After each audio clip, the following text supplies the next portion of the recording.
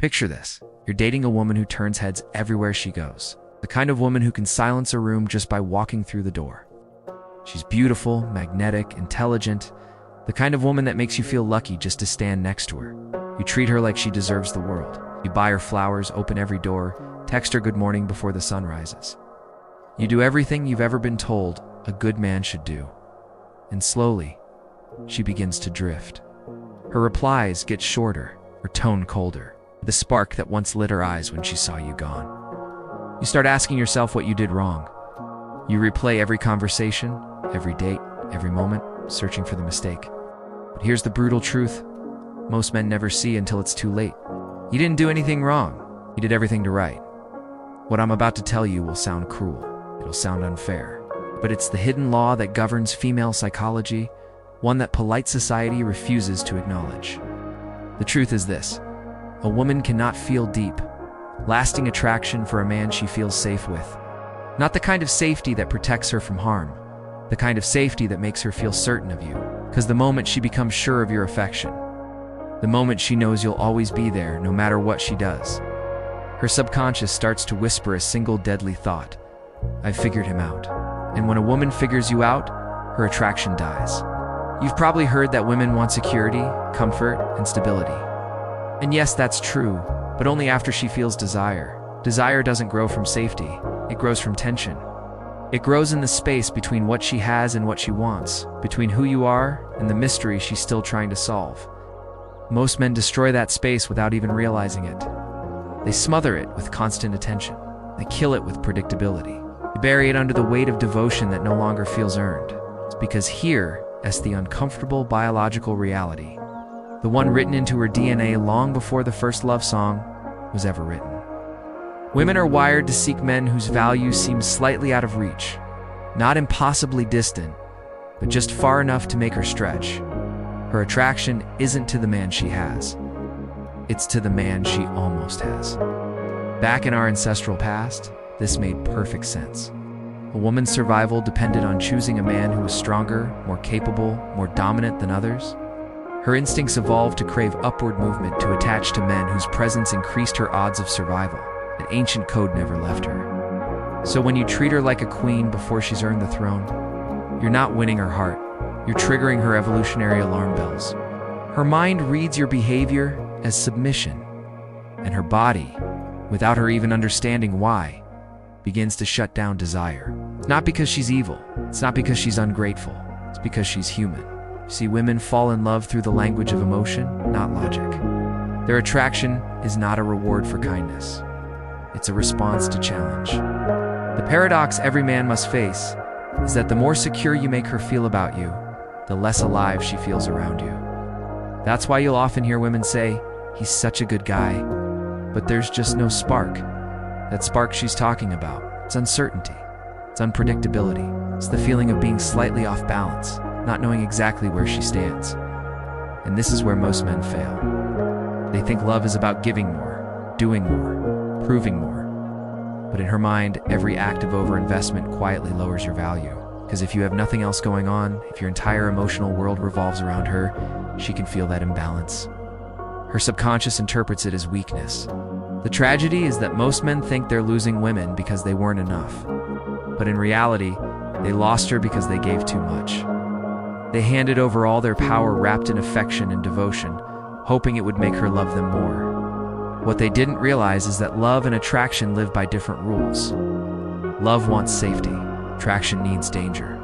And if you can hold both, if you can be the man who makes her feel protected and the man who makes her heart race, she will always choose the thrill of uncertainty over the comfort of devotion.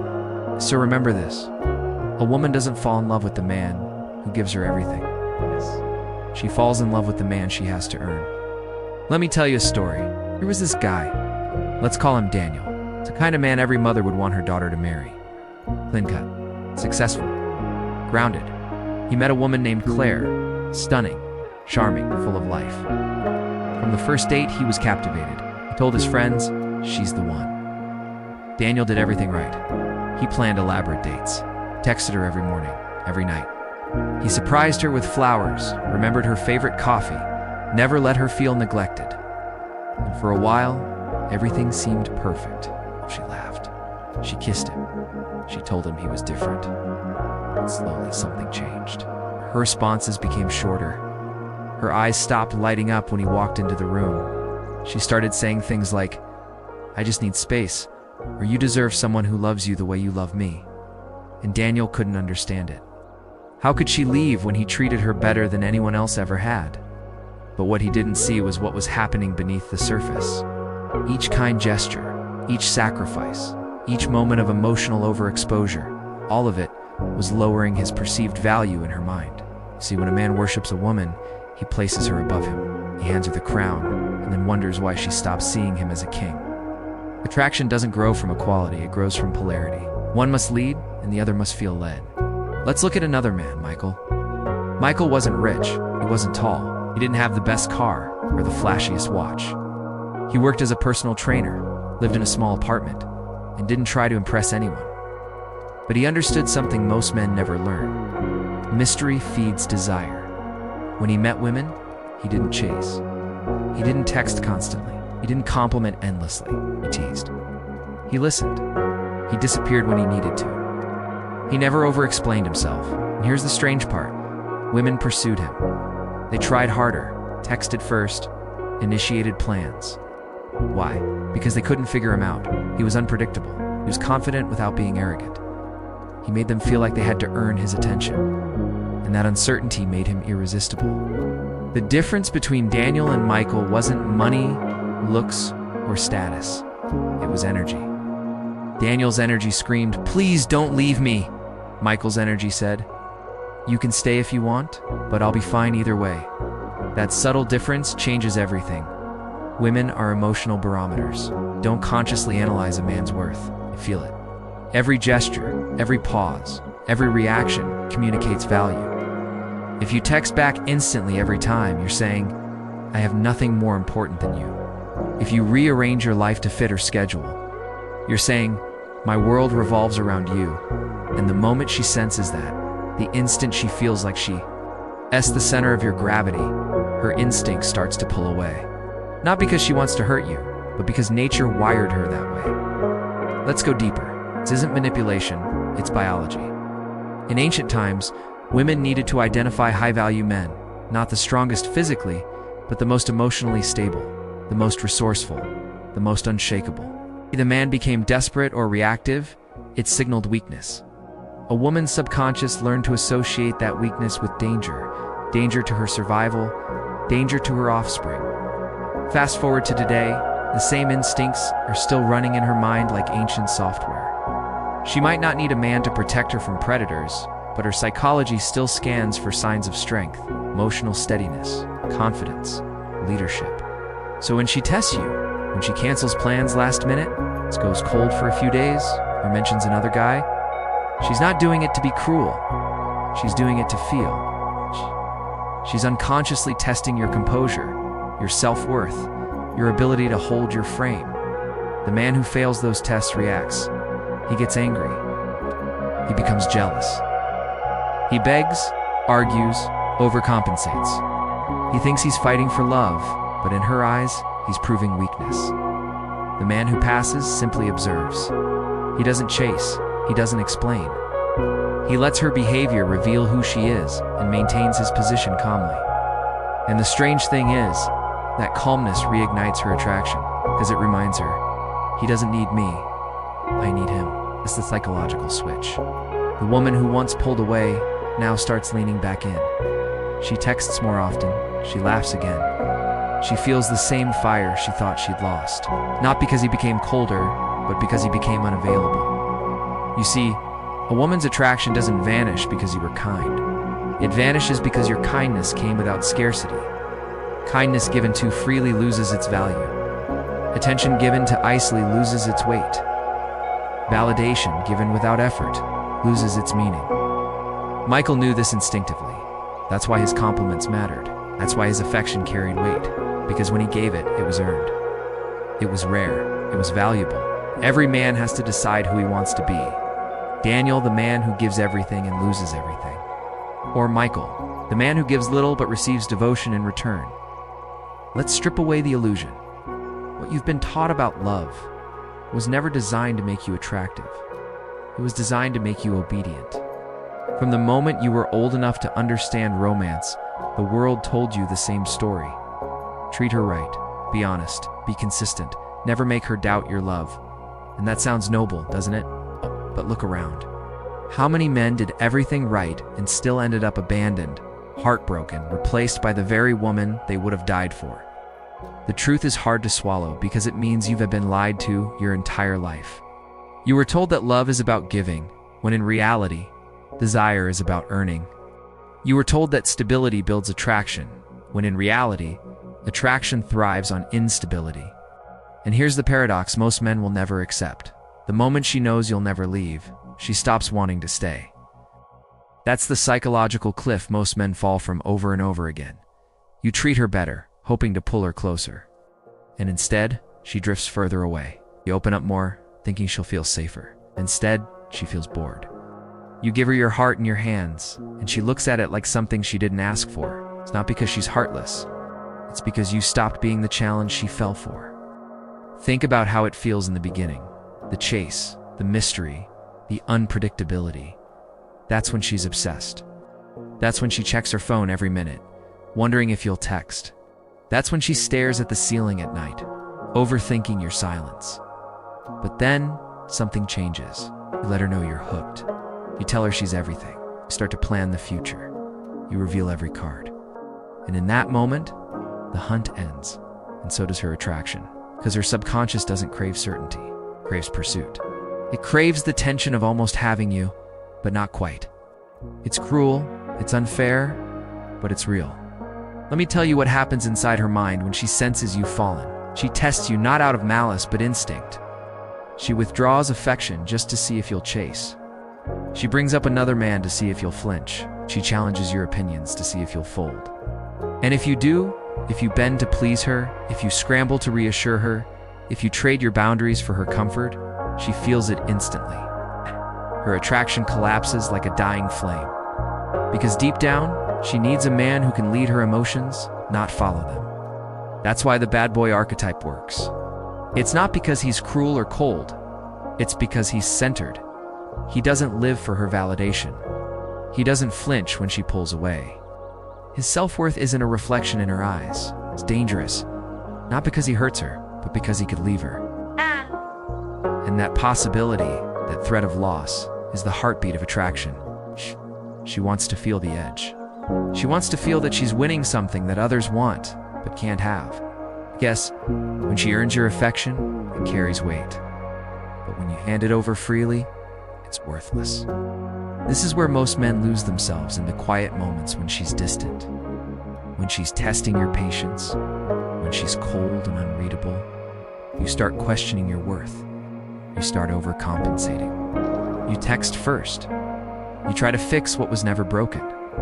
And in doing so, you confirm her deepest suspicion, that you need her more than she needs you. But when you hold your frame, when you stay composed, calm, detached, something shifts. The power returns to you. You become the man she can't read anymore, the man she has to earn again. Women don't consciously choose to lose interest. Their biology does it for them. Same way hunger isn't a choice, attraction isn't either. And if you don't understand the rules of that biology, you'll always think you're the problem. You'll think you weren't enough. You'll blame yourself for loving too much, caring too deeply. But it's not about love. It's about polarity. It's about tension. It's about making her feel the risk of losing you, even when she has you. You have to be the calm within her chaos, not the man who becomes chaotic because of her. You have to be the storm she fears losing, not the shelter she takes for granted. Because when a woman truly loves a man, not out of comfort, but out of awe, she doesn't want to control him, she wants to follow him. She wants to be near his fire, not smother it. And here's the secret no one tells you. She'll only chase you when she feels like she could lose you. But she'll only trust you when she knows you could leave and choose to stay. That's the razor's edge of masculine energy. The paradox that keeps attraction alive. The dance between power and vulnerability, between safety and danger. At some point in every man's life, he faces a quiet breaking. It's a moment when he looks at the mirror and asks, why do they always leave when I give everything? And that question, that deep, hollow ache in the chest, is the moment he either wakes up or stays asleep forever.